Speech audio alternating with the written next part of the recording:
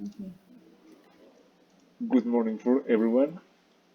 I'm working with Good Valery morning. Martinez and my name is Carlos Arguello, and we are finding like different vacancies for jobs in order to know what is like your different qualities to apply it.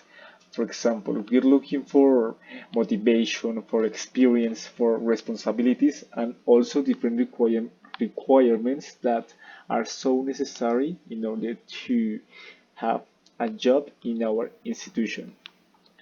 Valerie Martinez is going to start with like the interview, so it's more than a pleasure to be here. Thank you.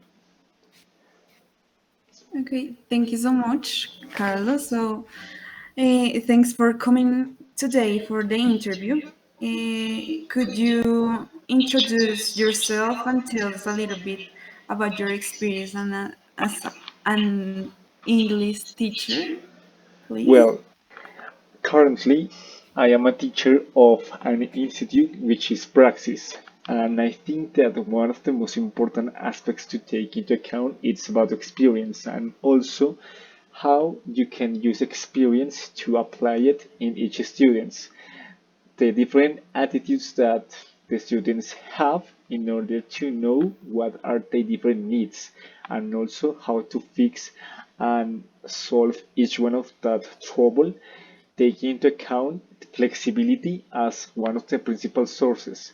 Imagine that you have a trouble and it's not about avoid it, but you have to provide different strategies to fix it or to solve it. That's great. Could you tell us about your approach to English education?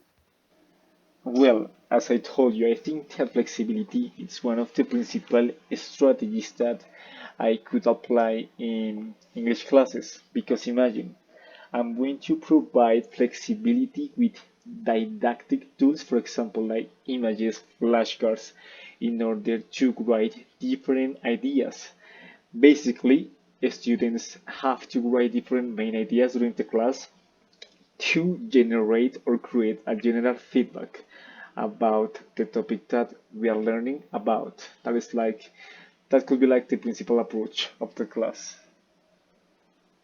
Okay, thank you. How would you motivate your students to learn English? For example, in my own experience, I ask for each student. I know that I have to take into account different aspects because imagine if I have a class like with 40 students, it's going to be so complicated. But if I have few students, I'm able or capable to ask each one of them what are their different interests and what are the things that they really like in order to provide topics with that kind of likes. For example, imagine that a student told me that he really likes like philosophy, history, or even reading. I can use that in order to go deeper into his knowledge or their knowledge to provide different didactic strategies. Okay, thank you. How do you evaluate students' progress? Well, in the last step, I think that flashcard is one of the principal sources that I use in each class. And imagine, students have to write like different ideas, keywords about it. And at the end of the class, students have to tell me what they have understand about the general topic with different examples, definition. Maybe I can go deeper in order to understand interesting dates about it that could be related with the same topic. And it's not about to keep like the knowledge on mind.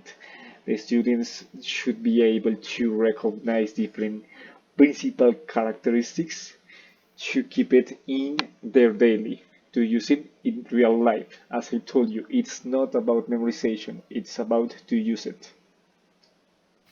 Okay, how would you um, manage a student who is struggling in his class? understand the student. It's like the most important aspect that it's important to notice due to the because of the maybe the context that the students are involved of, it's so difficult to understand what are they feeling. For example, imagine that they have different problems, but um, I can't be involved in that, but I can maybe provide strategies. For example, ask maybe to make like an interactive class in order to catch their attention, as I told you in back steps, to know what are like the topics that they really students really like, to provide like the best strategy and also know different characteristics. I think that provide short feedback about each topic and go to the principal source about the problem. It's going to help me to know what is like the principal reason about maybe their behavior and in a certain way fix it. Okay. Do you have any experience working with the students who don't speak English as a mother language? Yes, for sure. And imagine that it's going to continue during my experience, even in the future. But the most important aspect is that with maybe the different English foundations, I can provide easy tools. Imagine that a person who maybe that this is like the first time that it's going to learn English, but that person doesn't even know nothing about it. But I have, or nevertheless, I have to apply, like, for example, make a general or a main summary about the topics that they would like to start, taking into account the principal sources of English education with efficient and daily use. As I told you, it's not about memorize, it's about to use it. Okay. How do you up keep up to date on trends and advances in English education? Well, it's a fact that the world is changing and how different virtual strategies became like the most important, like it took an important place in education, and I can find different pages on internet, different videos about the topic that I'd like to teach, to catch their attention with visual images, with games. Maybe if I don't have access to internet, I could print like different images in paper or flashcards, or even make draws about the topic to to solve that problem. Okay. What has been your biggest challenge in teaching English, and how did you overcome it? Well, at the beginning of my experience, it was so complicated because imagine that it was like my first job in my life ever. And I had no idea about how to be a teacher in the best way. And I had to explain different topics that I really didn't understand at all. And it was like a big trouble for me because imagine if the teacher doesn't know what is like the topic about, the student is going to be lost. But I have to provide different strategies. For example, I could use different synonyms in order to know a topic, but I'm not really, or I don't really know what is this the information or that. But I can find another synonym in order to explain the topic, but in a different way to generate a similar conclusion. or similar knowledge. Okay, thank you very much, Carlos, for your answers. Finally, do you have any questions for me or something? It was more than a pleasure actually, and I hope really to work your with you. That's it. Thanks a lot. Okay, so we're gonna keep in touch, okay? Well, thank you. And now, in this second part of the interview, we are going to continue with you. For example, how do you Okay. feel? Are you ready? Or something like that. Yes, I'm more than ready. Well, thanks a lot. And, well, the first that could be like the principal source of all the questions. Why do you want to be a teacher? As an English teacher, I want to inspire my students to appreciate the beauty of language and literature, and obviously help them develop the skills they need to communicate effectively and think critically. I believe that education is a powerful tool for social and personal transformation, and I am motivated by the opportunity to make a positive impact on the life of my students. Okay, that's so interesting. And for the second one, what qualities do you have that would make you an effective teacher? Some of the qualities that I believe make me an effective teacher include my enthusiasm for learning, my ability to communicate complex ideas in a clear and engaging way, in my dedication to helping my students achieve their goals. I am also patient, empathetic, and at the table, and I enjoy creative solutions to any challenges that arise in the classroom.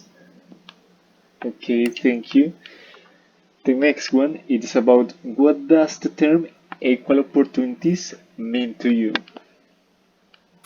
To me, equal opportunities means ensuring that all students have access to the resources and support they need to succeed academically and personally, regardless of their background or circumstances. This means creating an inclusive learning environment where all students feel valued and respected, and providing targeted support and accommodations to help students overcome any barriers to learning they may face. Okay, thank you. How would you evaluate the lesson you just thought and what you would do differently the next time? Mm, After teaching a lesson, I would evaluate its effectiveness by reflecting on how well the students understood the material and how engaged they were during the lesson. I would also consider any feedback or any assessments provided by my colleagues or supervisors. If I identify areas for improvement, I would modify my approach or teaching strategies accordingly and seek out additional resources of support if necessary. Thanks a lot. The next one is about how would you manage that each children is an individual word and you have to manage that in order to increase their abilities. Mm, to manage the diverse needs and abilities of each student, I would begin by getting to know each student individually and taking the time to understand their strengths, challenges, and interests. I would then work to tailor my teaching approach and strategies to meet the unique needs of each student, providing a differentiated instruction and targeted support as needed. I would also strive to create a safe and inclusive learning environment where all students feel valued and respected, as I tell you before, and where they are encouraged to take risks, ask questions, or explore their interests. It sounds very interesting. What's your teaching style or philosophy? As a teacher, my philosophy is rooted in the belief that every student has the potential to learn and grow, and that it is my role to facilitate that growth by providing a safe, supportive, and inclusive learning environment. I believe in using a variety of teaching strategies and approaches to meet the diverse needs of my students and in creating engaging and meaningful learning experience that encourage creativity, critical thinking, and collaboration. Ultimately, my goal is to inspire my students to become lifelong learners and to help them develop the skills and knowledge they need to make a positive impact on the world around them. And for the last question, how would you handle a student you found difficult to teach? If I encountered a student who has difficult to teach, I would begin by trying to understand the root cause of the issue, right? Whether it be a lack of motivation, a learner disability, or other factors, I would then work to build a positive and supportive relationship with the student, emphasizing their strengths and interests and providing targeted support and accommodations to help them overcome any barriers to learning. I would also work closely with the student's family and seek out additional resources and support as needed, such as counseling services or educational assessments. Ultimately, my goal would be to help the student achieve their full potential and to create a positive and inclusive learning environment. Thanks a lot. It sounds to me very amazing, and I really hope that you're going to get like the job. Thanks a lot for your different answers. No, it's a pleasure to me. Thank you very much. So it was everything. Thanks a lot for the listeners, and that's it. Thanks a lot, and have a nice day. Have a nice day. Thank you very much.